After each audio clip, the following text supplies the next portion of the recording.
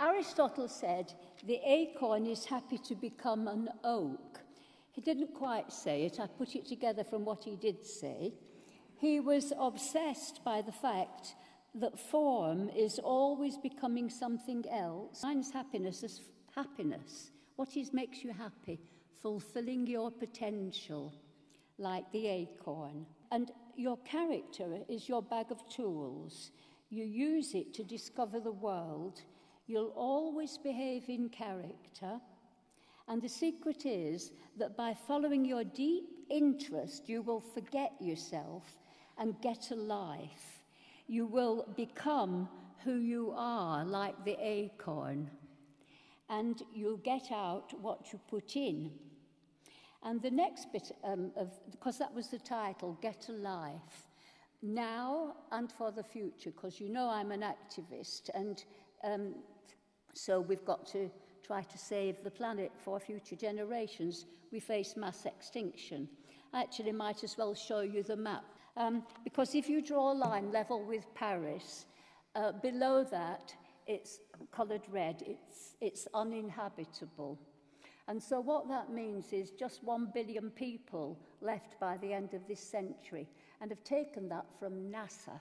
I just made it just 2 colours instead of looking geothermal. But it's the same map and the same prediction that there'll only be so many people left by the end of the century.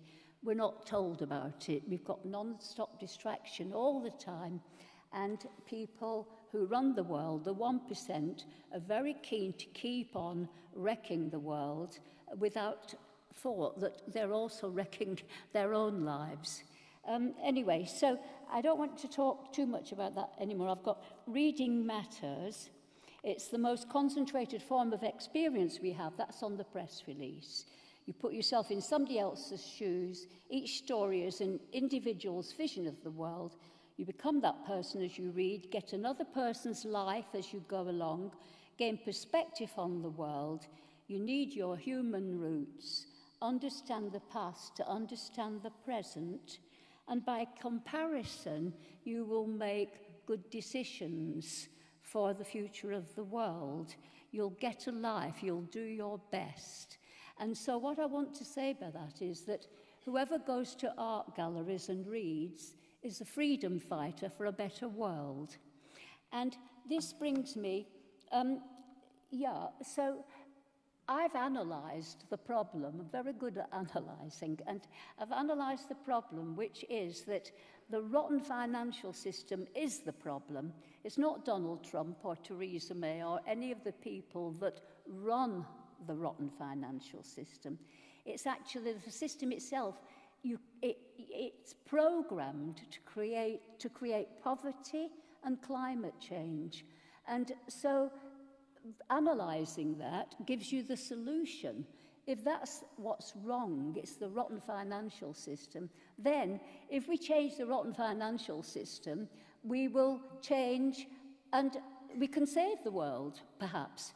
So our idea is, because I'm working with Climate Revolution, my website activist group, and also the British Fashion Council, and because we've got this thing, switch to green energy, which is the first step in an economic system that would save the world. And I call this system the free world economy, because it's a green economy, and it's based on the idea that whatever nature gives us free should not morally be privately owned. It's a moral law. And so if we could get that sorted quickly, we would have liberty, equality, fraternity, because liberty, we would have control over our own lives. We wouldn't have to pay income tax, for example. And equality, we would have equal opportunity and equal distribution of money and wealth. And the last one, fraternity, we would have community, and we would have, therefore, culture, because when people take away your land and your airspace and everything, you cannot build community or culture. Right, so I would like to welcome very much the members of the trade union.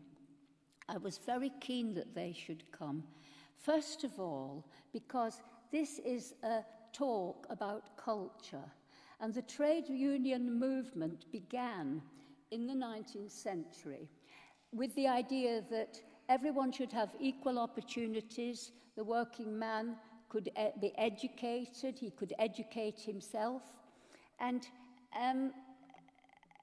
anyway, and it didn't turn out like that. And so I think it's terribly important that we're talking about culture, and they are here. The second reason they're here is I think they're absolutely vital if we're going to find a future.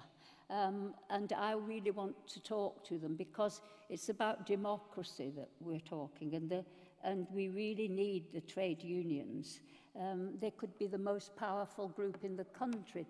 I know Margaret Thatcher would turn in her grave, but Margaret Thatcher was a killer, you know? I mean, she, you know, so, you know.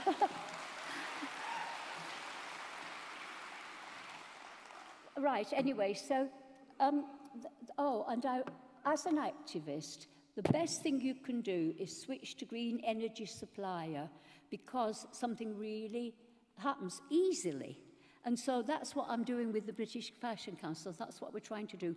I also say, please look at my website. You'll be able to follow me. You'll be able to see why I've designed a pack of playing cards and why I intend to make it into an art exhibition to raise £100 million for the rainforest and all kinds of things.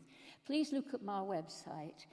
But before I do carry on talking about culture, I want to, because everything's connected, I think it's very appropriate that I speak out for my friend Julian Assange.